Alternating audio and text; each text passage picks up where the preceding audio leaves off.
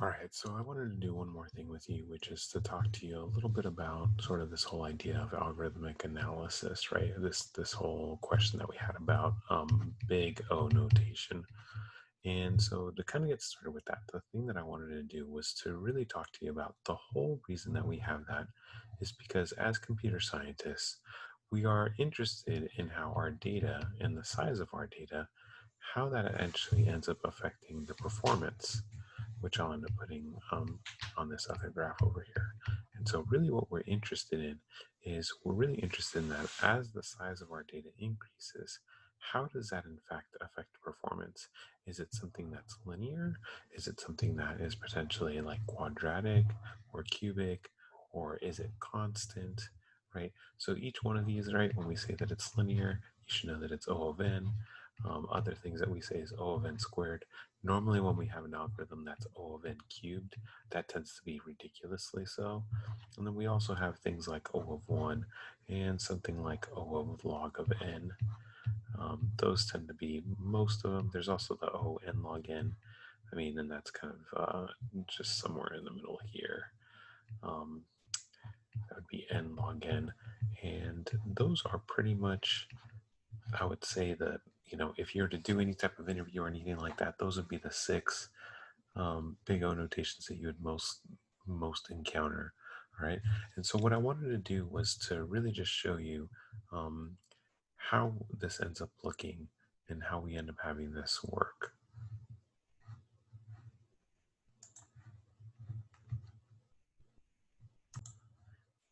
And so to demonstrate this, what I wanted to do was I wanted to kind of talk you through something similar to what you guys were doing in Lab 12, where you guys were doing the different sorting algorithms. And so really what I have here is I have something where as I'm increasing my size, I'm doubling my size through each iteration. I have a timer, and then I'm performing some type of operation where I record the time and then print out what that time was. Um, and so let's go ahead and try and run that right now. Um, so if I just go ahead and run this, notice that here I have this big O of n, algorithm. The big O of n that I have here is just a for loop. Notice I do have this if statement in here. It's not really doing much. I'll kind of show you the performances about that. But really the most important thing when we're thinking about our algorithms is, how is it determined, how does size, right? The size of our data structure, how does that affect performance? And so in this case, because we have a for loop that's based on size, we really care about as we end up increasing the size of this data structure, how does that affect the performance? And since we have a for loop that's based on size, you're going to see that for the most part, it's linear. And so let me go ahead and run this. And then what we'll notice is that if we kind of go through here, you'll notice that we have pretty much, right, as we're kind of doubling these elements each time, you're seeing sort of this, um, you're seeing a representation for these seconds that's kind of doubling, right? So, we have zero point 0.7, here, and then we go to 0.12, that's pretty close, right? That's like almost 13, so that's almost double. 36 to 70, 71, that's almost double. 17 to 36, right? So every time that we're kind of doubling these elements, right? If we were to kind of think about our graph like this, every time that we're doubling the size of our array, right, our performance is going in that same direction, right? Um, and so, as computer scientists as well, what we care about, we don't necessarily care about the constants or what this actual time is. We just care how does it change as we increase the data. And so, just to kind of give you this other thing, right? Again, I ended up putting this if statement in here, right? We can end up doing maybe some more operations. Maybe I'll just end up copying that statement again. And then some of you might end up saying, like, oh, well, this would end up causing this is a performance that we care about. And I'll say that in computer science, it's not really the case, right? Really, what we just care about is, again, you can see that we're kind of going. I think last time we had 14 seconds or something like that. I mean, there is some jump that's going on here, but it's still linear, and that is what we care about. Okay, and I'm going to show you why we care about that is because once we start having algorithms that are much more inefficient, it actually starts to hurt our performance. So let me go ahead and show you another one of those. So here what I have is an n squared algorithm, and the n squared algorithm I'll take a look at right here.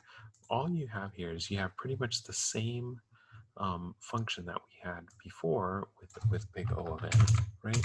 This is pretty much this, except that we've added a second for loop that's based off of the size.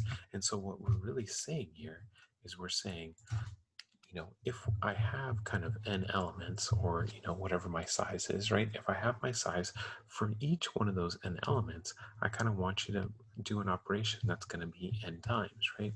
And so because we have this n, right, that we're doing n times, that's really saying something like n times n, which really makes it to be n squared. And so you'll see with this situation, what ends up happening is that when I go ahead and run this, we're going to go ahead and get the same, we're going to get a different story here, where now when we're doubling these elements over here, what you're seeing is that it's actually quadrupling by 4. And so even in a situation right here where we have this 4,000, we're going to imagine that 3.4, we're probably going to multiply that by 4. We're probably going to get something about 14 seconds. And you're going to see that that's actually the case right here. You saw 14.1 seconds. And so really each one of these that you're seeing here, right, 0.2 to 0.8, and you can see that it's getting a lot slower as we go. And so now, right, it doesn't matter if we end up changing some things or doing something, right? It's still going to end up affecting our performance, where we're not going to be able to work with data as much. And just to kind of make it painfully clear, I wanted to show you what an n cubed algorithm would look like, where with that n cubed algorithm, when we end up running that, which is a for loop inside of a for loop inside of a for loop, and we go ahead and run it, right, what you're going to see is that it's going to actually start being painfully slow, because here we're kind of roughly going, every time that we double the amount of elements here, we're actually going about 8 times more, right? So this 3 seconds that we have here, once we get to 20,000, it's probably going to get to, be 24 seconds. And you can see how that can get even more so out of control than what we had before. Right, and see there, you saw that it was about 21 seconds. One thing that you might be thinking, again, going back to this idea of constants, one thing I wanted to highlight with you is that in this case, really what I did was I even did size divided by 10, right? So I'm not even doing the full algorithm there. If we were to just do something like this, right, would, this would actually go a lot more painfully slow, right? Here we can see that we have this 0.4, and then already, right, we're getting to 3.4. So just by the 2500, we're getting to that point. The reason that this is still an n cubed algorithm, even though it performed about the same, right, when we had the divided by 10, it performed almost the same as our n squared algorithm, is really that next step, right? That even though in both situations we were kind of like in that, 14 seconds realm around, I think it was 20,000 elements, right?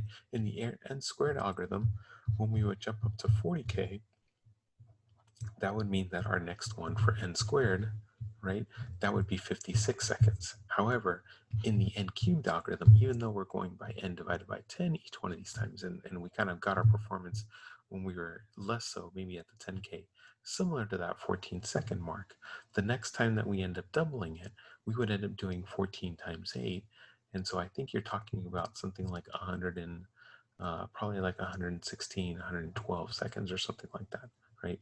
And so again, you're doubling this performance. And so as we kind of get to 80, right, we go 80K, whereas this would be 4, so we're talking about maybe like or around 200 seconds, right? Now over here for 80K, we're really talking about something along the lines of close to 900 seconds, okay?